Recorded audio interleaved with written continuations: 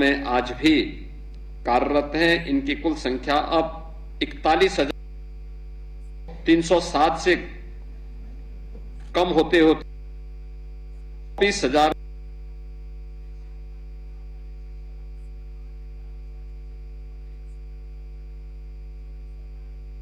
प्रदेश के अलग अलग जनपदों में, सभी 75 जनपदों में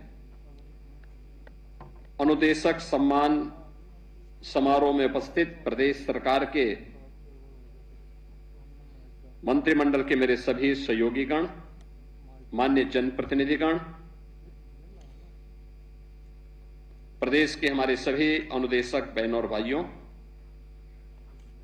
सबसे पहले आज के सम्मान समारोह के अवसर पर जो आपके परिश्रम को, आपकी लगन को सरकार के द्वारा मान्यता देकर के आज एक मानदेय बढ़ोतरी के कार्यक्रम के साथ आपको जोड़ा गया है, मैं इस अवसर पर आप सबको हृदय से बधाई देता हूं।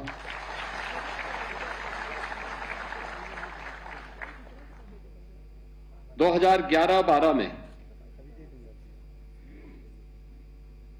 बेसिक शिक्षा परिषद में 6 से 14 वर्ष के बच्चों के लिए निःशुल्क एवं अनिवार्य बाल शिक्षा अधिकार अधिनियम के अंतर्गत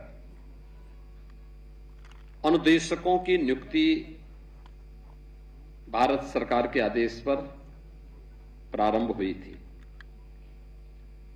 और उनमें से जो 100 से अधिक छात्र संख्या वाले विद्यालय थे, उनमें 13,769 उच्च प्राथमिक विद्यालय, प्रति विद्यालय 3 अंशकालिक अनुदेशक और प्रदेश के अंदर कुल 41,307 अनुदेशकों की उस समय तैनाती हुई थी और उन्हें 7,000 रुपये मासिक मानदेय पर नियुक्ति पत्र दिया गया था। ये जितने भी अंशकालिक अनुदेशक थे उच्च प्राथमिक विद्यालयों में, इन सभी के लिए एक व्यवस्था लागू की गई थी कि कला शिक्षा हेतु इनमें से 8,469, स्वास्थ्य एवं शारीरिक शिक्षा हेतु 9,645 और उनके कार्यानुभव शिक्षा हेतु 6,192 अनुदेशक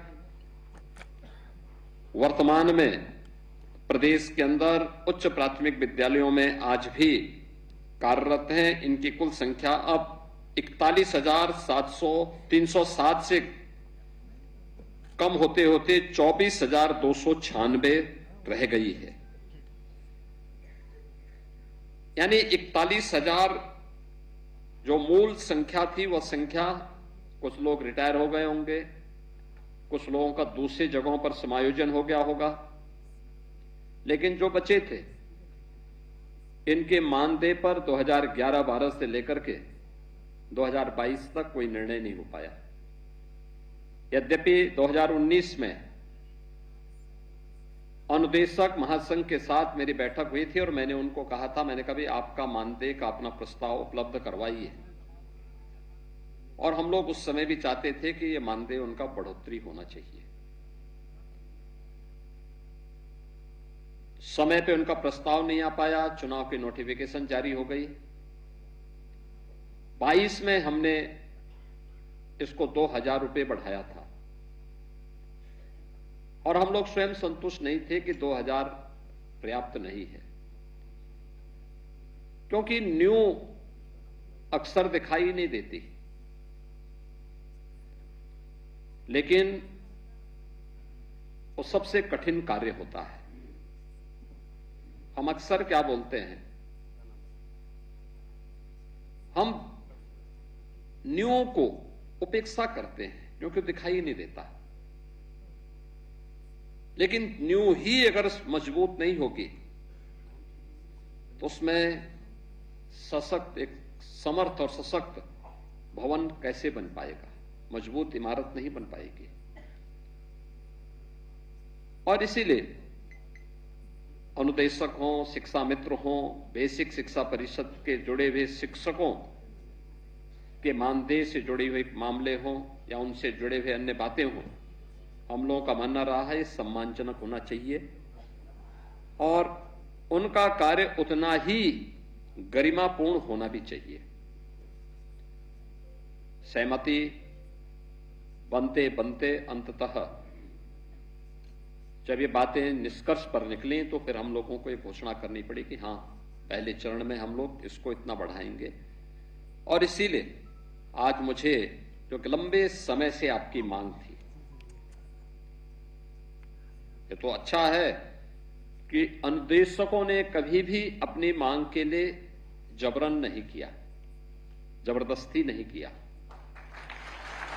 हिंसक रास्ता नहीं अपनाया और इसलिए सरकार को भी देने में कोई किसी प्रकार की हिचक भी नहीं थी। लेकिन हम लोगों ने इसीलिए कहा कि हम 17,000 तो तत्काल दे रहे हैं, लेकिन साथ साथ उनको 5 लाख रुपए की स्वास्थ्य बीमा का कवर भी उपलब्ध करवाएंगे, कैशलेस स्वास्थ्य की सुविधा अनुदेशक को, अनुदेशक के परिवार को। और मुझे लगता है बहुत शीघ्र, मैं तो चाहूंगा कि आप लोगों को जो पोर्टल बेसिक शिक्षा परिषद ने तैयार कर लिया है, उस पोर्टल पे तत्काल आप अपना रजिस्ट्रेशन करवा देंगे तो हम अगले सप्ताह ही उसके कार्ड वितरण की कार्रवाई भी प्रारंभ करवा देंगे। इसमें जितने भी हमारे शिक्षा मित्र हैं 1,43,000 के आसपास, उनको भी, और जितने भी 24,296 अनुदेशक हैं इनको भी, सभी प्रकार के शिक्षकों को, शिक्षणोत्तर कर्मचारियों को हम उनके साथ आच्छादित कर रहे हैं। और ये आवश्यक भी है क्योंकि जो भारत की इस नींव को मजबूत करने के लिए अपना योगदान दे रहा है, जिसका सहयोग शासन की योजनाओं को ईमानदारी के साथ क्रियान्वित करते हुए हर प्रकार से उसे आगे बढ़ाने के लिए अपना योगदान वो देता है, उसको स्वयं भी सामाजिक सुरक्षा की गारंटी होनी चाहिए, उसको स्वयं भी स्वास्थ्य सुरक्षा की गारंटी होनी चाहिए। और स्वास्थ्य सुरक्षा की गारंटी के लिए ही एक कैशलेस स्वास्थ्य की सुविधा 5 लाख की भी हम सभी अनुदेशकों को प्रदान करने जा रहे हैं। और इसके लिए मैं चाहूंगा कि जो पोर्टल विकसित किया है, तत्काल बेसिक शिक्षा परिषद इस कार्य को तेजी के साथ आगे बढ़ा देगी तो अगले सप्ताह ही एक बड़े समारोह के साथ हम लोग कार्ड वितरण की कार्रवाई को भी तेजी के साथ आगे बढ़ा देंगे। और मुझे लगता है कि ये आज की आवश्यकता है और इस कार्यक्रम को हम तेजी के साथ आगे बढ़ाने का कार्य भी करेंगे। सबसे बड़ी बात यह है उस संवेदना की है, जो संवेदना 2011-12 में नियुक्ति के बाद शासन की जुड़नी चाहिए थी। 11-12 के बाद, 11 वर्ष के बाद मानदेय केवल हमारी सरकार बढ़ा पाई थी 2,000 रुपए, और 22 के बाद फिर 26 में आज फिर से हम लोगों ने इस मानदेय की बढ़ोतरी के साथ आज आपको यहां पे चेक भी वितरित किए हैं और तत्काल इसको लागू भी कर दिया है। पैसा आपके अकाउंट में मिल जाएगा। इसके साथ ही कैशलेस की सुविधा भी इसके साथ जोड़ दी गई कि आप इसका रजिस्ट्रेशन करवा दें, पोर्टल में जैसे रजिस्ट्रेशन होगा हम उसके कार्ड के वितरण की कार्रवाई भी शुरू कर देंगे, क्योंकि ये आपको स्वास्थ्य की सुविधा के साथ उस सुरक्षा की गारंटी देगी जो आप एक बच्चे को उपलब्ध करवाते हैं। हम लोगों ने 19 में एक और व्यवस्था दी थी और वह दी थी 6 माह का मानदेय सहित मातृत्व अवकाश का भी सुविधा। ये हमारी सरकार ने 2019 में भी प्रदान किया था। यानी ये सरकार की संवेदना को बताता है कि केवल सरकार बोल नहीं रही है बल्कि वह करके दिखा भी रही है। और उन सब कार्यों के साथ हम लोगों ने 23 में एक और व्यवस्था की थी कि स्वेच्छा से विद्यालय परिवर्तन का विकल्प भी हम लोगों ने दिया था और 4000 से अधिक अनुदेशकों को उनकी स्वेच्छा के अनुसार विद्यालय भी परिवर्तन करने का अधिकार दिया। आज हमारा जो कैशलेस जो ये मानदेय बढ़ोतरी का है और 1 अप्रैल से लागू हो गया है, मई में आपका वो मानदेय प्राप्त हो गया होगा। सबसे महत्वपूर्ण बात यह है कि आपके परिश्रम के कारण आज बेसिक शिक्षा परिषद की कायाकल्प होती हुई दिखाई दी है। हम मानते हैं कि जब राजनीतिक नेतृत्व ही भ्रष्ट हो और निर्णय का शिकार हो, स्वयं दिग्भ्रमित हो, तो अपने असफलता का दोषारोपण शिक्षकों पर, अनुदेशकों पर या अन्य कार्मिकों पर नहीं थोपा जाना चाहिए। यही होता था जब बेसिक शिक्षा बंजर जैसी स्थिति में थी, तो बंदी के कगार पर थी, अव्यवस्था का सा वातावरण था। 2017 में मेरे पास बहुत सारे प्रस्ताव ऐसे आए थे जो पहले से लंबित भी थे कि साहब 100 से कम बच्चे हो गए हैं, अनुदेशकों की सेवाएं समाप्त कर दी जाए। हमने कहा भाई आप ये प्रस्ताव लेके आए हैं तो पहले आप ये बताइए कि आपकी सेवा का हम क्या करेंगे।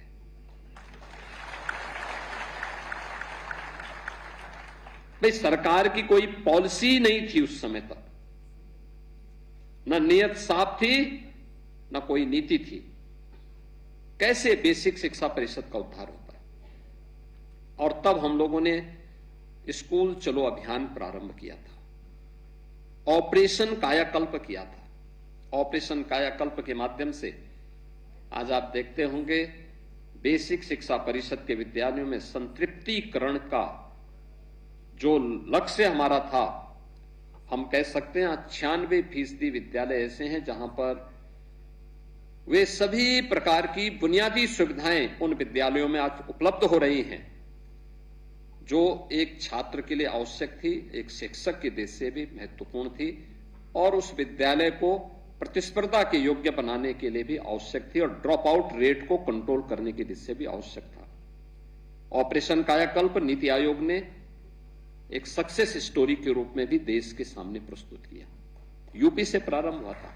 आप सभी के बेसिक शिक्षा परिषद के शिक्षकों, शिक्षा मित्रों, अनुदेशकों, इन सबके प्रयासों का वो परिणाम था, उसकी सफलता। बच्चों की संख्या बढ़ी है।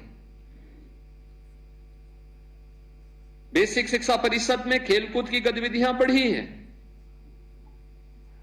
कला के प्रति, शारीरिक स्वास्थ्य के प्रति,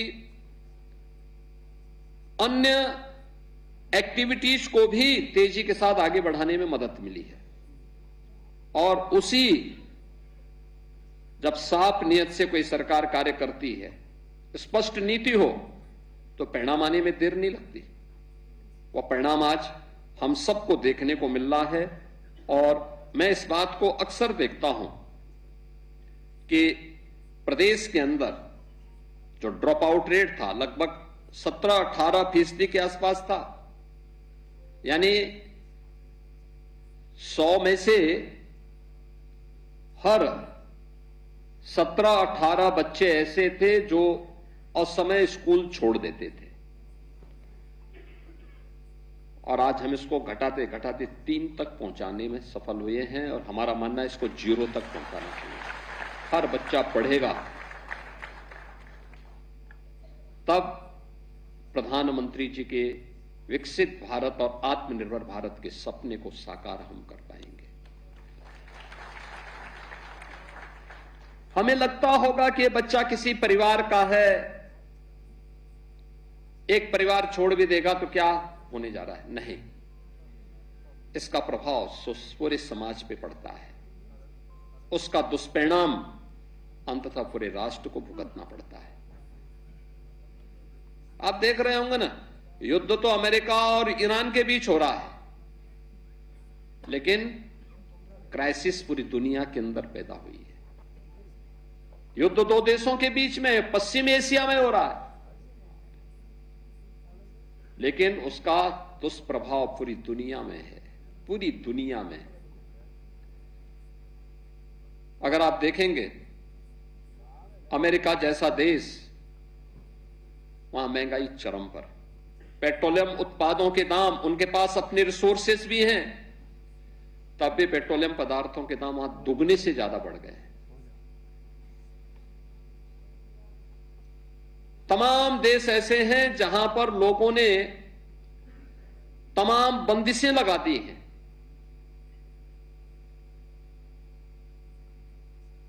भारत के अंदर हमारे पास यशस्वी नेतृत्व प्रधानमंत्री मोदी जी के रूप में है, जिन्होंने अपने स्तर पर, अपने दम पर, अपने बल पर भारत को और भारत के नागरिकों के हित के लिए उस प्रकार के निर्णय लिए हैं। हम सबका दायित्व बनता है कि हम भी वर्तमान की इन परिस्थितियों में जो एक वैश्विक चुनौती है, उस वैश्विक चुनौती में प्रधानमंत्री मोदी जी के साथ खड़े होकर के पूरी मजबूती के साथ देश के बारे में उनकी सोच को आगे बढ़ाने में हम भी मदद करें। लेकिन जो मेरा कहना था कि विवाद तो है ईरान और अमेरिका के बीच, लेकिन खामियाजा पूरी दुनिया को, लगभग 200 देशों को भुगतना पड़ रहा है और दुनिया के लगभग 800 करोड़ लोगों को इसका भुक्तभोगी बनना पड़ रहा है। ऐसे ही समाज में होता है। एक व्यक्ति अगर शिक्षा से वंचित होता है तो उसका दूरगामी दुष्परिणाम पूरी सोसाइटी को, पूरे देश को भुगतना पड़ता है। और इसलिए हम लोगों का दायित्व बनता है कि बच्चा स्कूल जरूर जाए। यह जरूरी नहीं कि हर व्यक्ति मेरिटोरियस होगा, ऐसा नहीं है। देखिए, हर व्यक्ति में कुछ ना कुछ गुण अच्छे होंगे, कुछ अच्छे होंगे, किसी एक फील्ड में वो अच्छा होगा। कोई अच्छा स्पोर्ट्स पर्सन होगा, कोई अच्छा कलाकार होगा, कोई अपने किसी एक विषय का विशेषज्ञ होगा, किसी एक फील्ड का एक्सपर्ट होगा। हमें उसकी उस प्रतिभा को उजागर करना, उसको उस फील्ड में आगे बढ़ने के लिए प्रेरित करना। यह आवश्यक नहीं कि अच्छा कलाकार, कोई अच्छा कलाकार अच्छा मेरिटोरियस छात्र भी रहा हो। यह आवश्यक नहीं कि कोई अच्छा वैज्ञानिक एक अच्छा कलाकार भी हो सकता हो। यह आवश्यक नहीं कि कोई अच्छा इंजीनियर या अच्छा चिकित्सक एक अच्छा कवि भी हो जाए, नहीं हो सकता। बिरले लोगों में गुण होंगे, लेकिन अलग अलग फील्ड की, अलग अलग क्षेत्र की संभावना उनके अंदर छुपी हुई है, उन बच्चों के अंदर छुपी हुई है। इसलिए उनको मारना नहीं, पुचकारना है, आगे बढ़ने के लिए प्रेरित करना है, प्रेरित करना है, एक रास्ता दिखाना है, सही राह दिखानी है। और सही राह दिखाने में आपकी एक बड़ी भूमिका हो सकती है। और यह शुरू होता है अनुशासन से। आत्मानुशासन सबसे बड़ी बात होती है। समय पे विद्यालय जाना, विद्यालय के प्रवेश और परिसर को स्वच्छ और सुंदर बनाए रखने में योगदान देना, उनमें बच्चों को भी प्रेरित करना। अभी पाठक जी जो कह रहे थे, स्कूल में जाते थे हम लोग, कैसे वहां पे पढ़ते थे, बुनियादी सुविधाओं का अभाव था, लेकिन तब भी बच्चों की संख्या भी अच्छी होती थी, एक सामूहिकता का भाव होता था। पानी बच्चे लेके आते थे, सब लोग उसी पानी को सेवन भी करते थे। सफाई, परिसर की सफाई बच्चे स्वयं करते थे। मैं कभी कभी भौचक रहता हूं और मैं मीडिया के मित्रों से भी कहूंगा कि जब बच्चे कहीं श्रमदान करते हैं तो दिखाते हैं, देखो बच्चों से काम कराए जा रहे हैं। अरे क्या बुरा कर रहा है, क्या बुरा हो रहा है।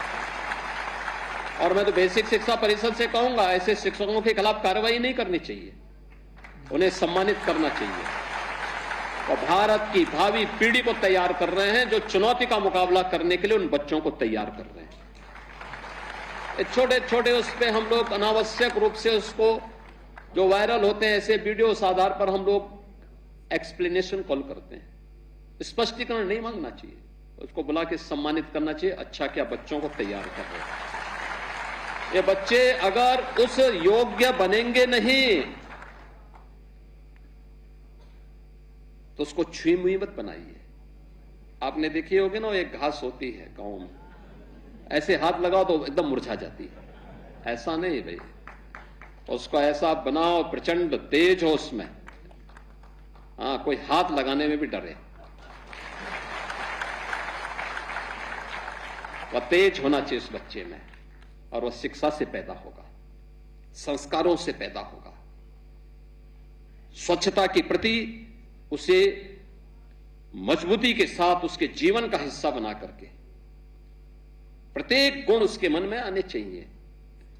अच्छी बुराई सारी चीजें एक साथ मिलकर के चलेंगी, उसके मन में अच्छे और बुरे का भेद करने की सामर्थ्य विकसित करने की आवश्यकता है, और वह कार्य आप कर सकते हैं।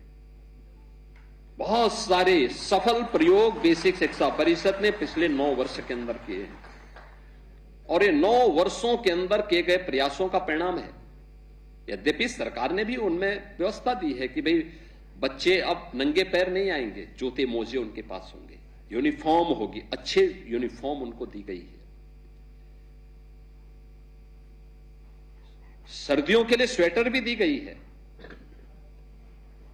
अभी रजिस्ट्रेशन चल रहे हैं, अभी से मीडिया में चलने लग गया कि उनको पुस्तक नहीं मिली। अरे पुस्तक भी मिल जाएगी, अभी प्रवेश तो होने दीजिए। अभी तो बच्चों को थोड़ा आपसी वातावरण में आपस में घुलने मिलने तो उनको थोड़ा पहले आपस में खेलने कूदने तो। पहले दिन से कि पुस्तक नहीं मिली, यूनिफॉर्म नहीं मिली, ये भी सब मिल जाएगा, समय पे मिलेगा। अब तो हम अभिभावक के अकाउंट में पैसा भेज रहे हैं, उसको देने में कितना समय लगता, 1 मिनट का समय, यहां क्लिक किया और सबके अकाउंट में पैसा। उसमें समय नहीं लगने वाला है, लेकिन वह सोच जो सकारात्मक सोच के कारण पैदा हुई, और बेसिक शिक्षा परिषद में जो आज लगभग 1,60,00,000 के आसपास बच्चे अध्ययन कर रहे हैं, उन बच्चों के लिए, क्योंकि वो भारत का भविष्य है, इस प्रदेश का भविष्य है। भविष्य का मतलब केवल राजनेता हो नहीं, कोई शिक्षक होगा, कोई चिकित्सक होगा, कोई अधिवक्ता होगा, कोई कारीगर बनेगा, कोई हस्तशिल्पी बनेगा, कोई किसान होगा, कोई समाजसेवी होगा।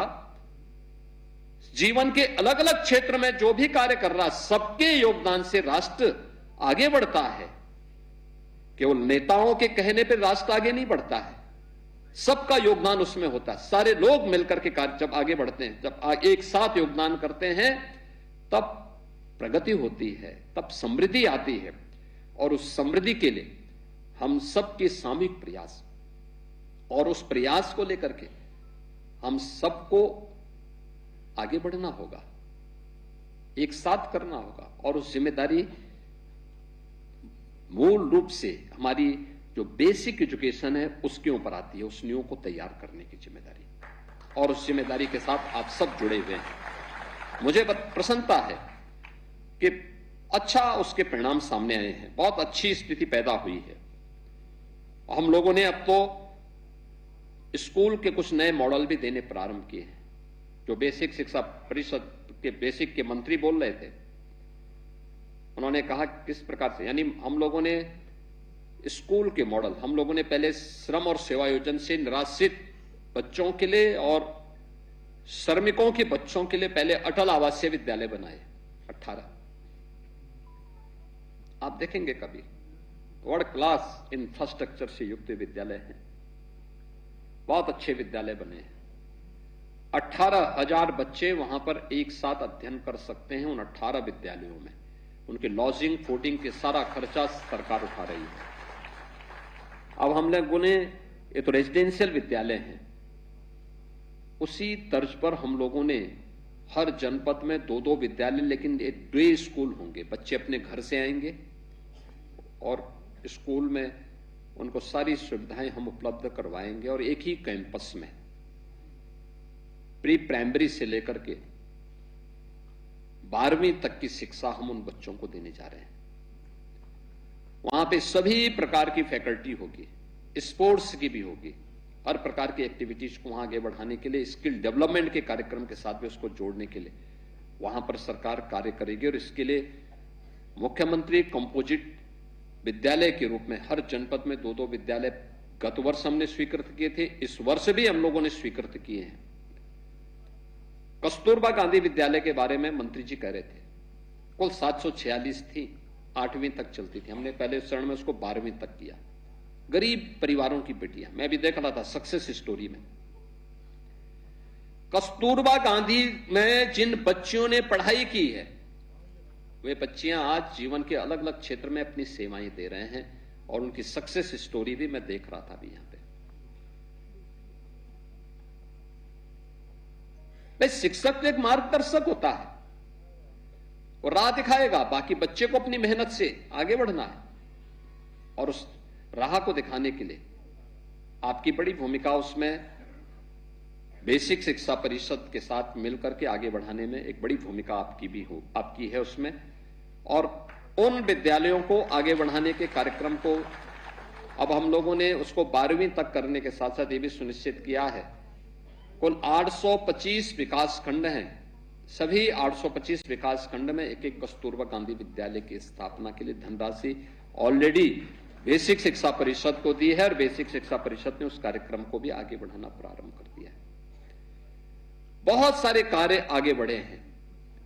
भारत सरकार के द्वारा बेसिक शिक्षा परिषद की गुणवत्ता को आगे बढ़ाने में जो भी पैरामीटर तय किए गए हैं, उन सभी को प्रभावी ढंग से लागू करने का प्रयास हो रहा है।